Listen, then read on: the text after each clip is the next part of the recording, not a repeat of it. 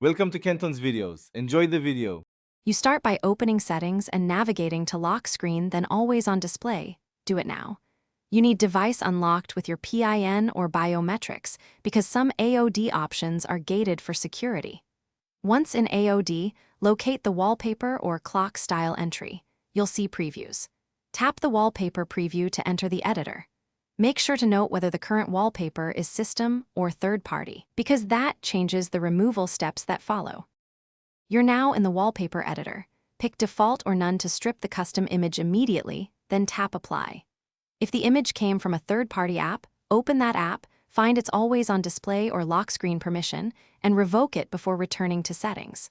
Once done, go back to AOD Editor and ensure the preview shows no custom image. Make sure to save changes, otherwise the prior wallpaper will persist. This step explains why revoking the app permission matters.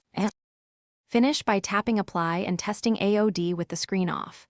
If the old wallpaper remains, restart the phone. A reboot often clears cache-bound previews. If that fails, clear Settings app cache or uninstall the wallpaper app that supplied the image. Then repeat the AOD removal steps.